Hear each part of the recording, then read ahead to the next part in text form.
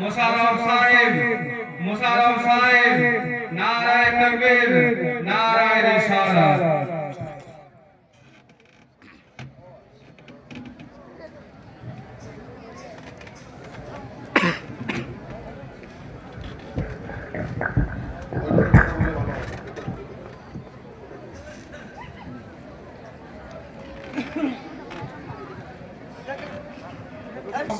Dedicated committed মাদ্রাসাকে প্রতিষ্ঠিত করেছে, দিনের কাজে হাত লাগিয়েছে, সে সম্মানিত ব্যক্তিবর্গকে আমি অনেক অনেক ধন্যবাদ এবং শুভেচ্ছা জানাচ্ছি।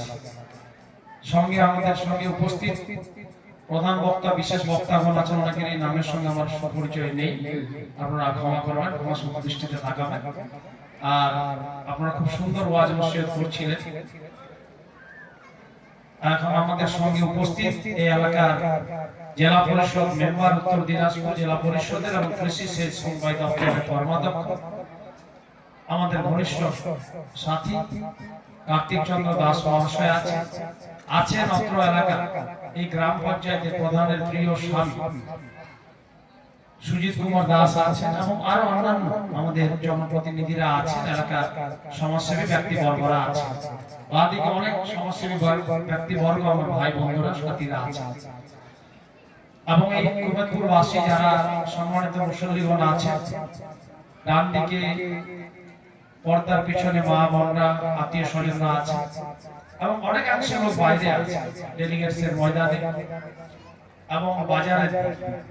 মানে এই এলাকার বিরাট বড় একটা সীমান্তপুর এবং এইটা বড় দুটো জালসা, দুটো এই অঞ্চলের মধ্যেই পড়ে কম বেশি। এটা অন্যতম জালসা, বড় জালসা। আমি এখানে দীর্ঘদিন ধরে এই জালসায় প্রতি বছর উপস্থিত হচ্ছি, শুধু এক বছর নয়।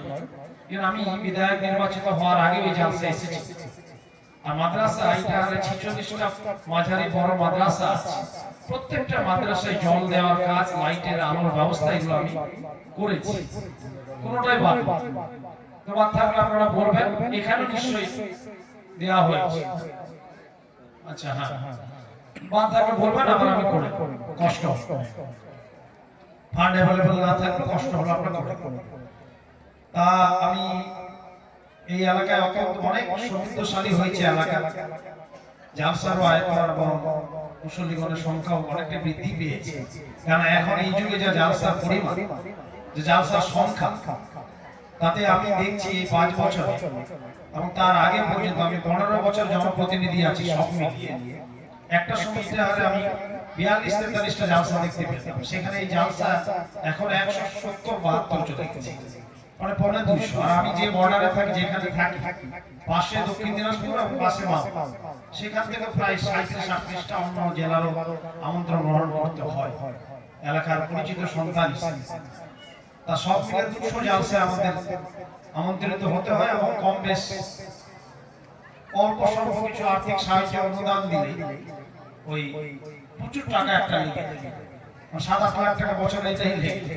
তারপর আমাদের বিভিন্ন আমার সনাতনী হিন্দু ধর্মের মানুষজনদের বিভিন্ন অনুষ্ঠান, আচার, সংস্কৃতি, কৃষ্টি, কালচার থাকে, সব মিলে 700-800 অনুষ্ঠানে আমাদের আতিথেয়তা গ্রহণ করতে হয়।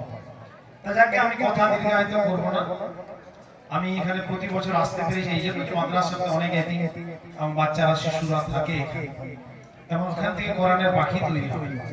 এটা বিরাট ব্যাপার, কারণ আমরা 200-500 বছর বাঁচবো না। আর আমি ছোটবেলা থেকে মাদ্রাসা, মসজিদ, আশ্রমের সঙ্গে সম্পৃক্ততা আমার রয়েছে। আমি কলেজ জীবনে, মেসে হোস্টেল জীবন থেকে এগুলো কাজ আমার করেছি। একটা সময় মসজিদের জন্য আমি নিজে চাঁদা কালেকশন করেছি, মাদ্রাসার জন্য আমি চাঁদা কালেকশন করেছি। এখন হয়তো রাজ্যের বিভিন্ন পদ পদবি মাননীয় মুখ্যমন্ত্রী আমাকে দিয়েছে। এই সংখ্যালঘু মুসলিম মানুষদের, সংখ্যালঘু মানুষদের উন্নয়নের দায়িত্বটা রাজ্যের আমার পরে আছে।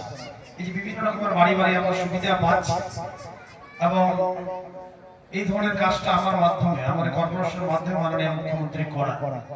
তা এই বিভিন্ন কাজে আমি গেলে মালদার শেষ প্রান্তে মাদ্রাসা এলাকায় গেছি একটা সময় সাহায্যের জন্য, তারা দেখে অবাক হয়। তা যাকে আমি কথা দীর্ঘায়িত করবো না, আজকে প্রধান বক্তা, বিশেষ বক্তাদের বলার দিন। আমি শুধু এটুকুই বলবো যে আমন্ত্রিত অতিথি করলেই 2-4 কথা বলতে হয়, অতিথি হিসাবে আসলে সেইটুকুই বলার নয় বলছি, সময় বেশি নষ্ট করা যাবে না। আমরা সম্মানিত প্রধান বক্তা, বিশেষ বক্তা হাদিস থেকে উদ্ধৃত অংশ আমরা শুনে শ্রবণ করে যাতে আমরা আমল করতে পারি। মহান রব্বুল আলামিন আল্লাহ তাআলা আমাদের আমল করার যাতে তৌফিক দান করেন, আমিন। আর মূলত আপনাদের খাদেম আমি এমএলএ হিসাবে, বিধায়ক হিসাবে বড় ব্যাপার নয়, আমি আপনাদের ভাই বন্ধু সন্তানের মতো মানুষ। আমাকে আপনারা অনেক সম্মান দিয়েছেন, ইজ্জত দিয়েছেন। আমি অসম্মানিত, কাউকে অসম্মানিত এবং কষ্ট দেওয়ার মতো কাজ জ্ঞানত আমি কোনোদিন করিনি, আর আমার হাত দিয়ে ন্যায় করার মতো বাইরে কাজ হয়। তাই আপনাদের খাদেম হিসাবে, আপনাদের বরাবর আমি আপনাদের সঙ্গে সেরকম খাদেম হিসাবে থাকবো। আপনারা বিশ্বাস আস্থা রাখবেন এবং যাতে আমি ধরুন যে এই সংখ্যালঘু মানুষদের যে উন্নয়ন হচ্ছে, যা সুবিধা পাচ্ছে, এই ম্যাক্সিমামটাই বেশি বেশি করে কি করে করা যায়। এলাকায় ধরুন যে অনেক কবরস্থান, আমি আস্তে আস্তে একটু আগে দেখলাম যেখানে বন্যায় কেটে যেত, এই রাস্তাটা 20 কোটি 21 কোটি টাকা দিয়ে আমি নির্মাণ করেছি বলে দেখছি যে অনেকটাই সমৃদ্ধশালী হচ্ছে এই এলাকা। একটা বড় যোগাযোগের ব্যবস্থা যদি মজবুত হয়, এলাকা সমৃদ্ধশালী হলে অনেক ফলাফল গুণাগুণ আপনারা পাবেন, গুণগত মান আপনারা দেখতে পাবেন। একটু আগে যেখানে কেটে যেত, কি নাম জায়গাটা যেখানে কবরস্থানটা হচ্ছে, হাটগাছের ওখানে কেটে যেত বন্যাতে, এমন করে বেঁধে দিয়েছে। আশা করছি ওর বড় কিছু প্রাকৃতিক দুর্যোগ আসলে আর কাটবে না কোনদিন না। ওইখানেও একটা কবরস্থান যেটা কেটে যাচ্ছে নদীটা, সেটাও আমি কাজ শুরু হয়ে গেছে। আমি এক্ষুনি দেখে আসি উমেরপুর এই অঞ্চলে 8-10টা কবরস্থান বাউন্ডারি হল, আমি একটা অঞ্চলে ঘিরে দিয়েছি, 12টা অঞ্চল রয়েছে। আপনারা ভরসা রাখবেন, সরকার অনেক অবমন্ত্রণ আছে, একেবারে কাজ করতে অসুবিধা হচ্ছে। এই সময়টা নিশ্চয় অন্ধকার কেটে আলোর দিকে আবার আসবে, আবার আমরা ভালো করে কাজ করতে পারবো। এটা আরে যে আমরা সর্বধর্মকে শান্তি সম্প্রীতি, যে আমরা সুন্দর সুদৃঢ় ভাবে রেখেছি, কাজটা করতে হবে। তাই যাকে আমি আর কথা দীর্ঘায়িত না করে এলাকার সম্মানিত যারা অনেক জালসার মুসল্লিগণ এসেছে, আমি আলাপ করতে করতে আসছিলাম, মানে এটা নিয়ে আমার মধ্যে 6 বার এখানে আসা, এমএলএ হওয়ার আগে এসেছে। তাতে দেখলাম যে আমি বললাম যে প্রচুর বড় জালসা হয়, কিন্তু লোক বেশিরভাগ বাইরে, সব জালসার ক্ষেত্রে এটা হচ্ছে। আমি বক্তা সাহেবদের অনুরোধ করবো, আপনারা ফতোয়া একটু দেন, যাতে সবাই শুনে আনছি।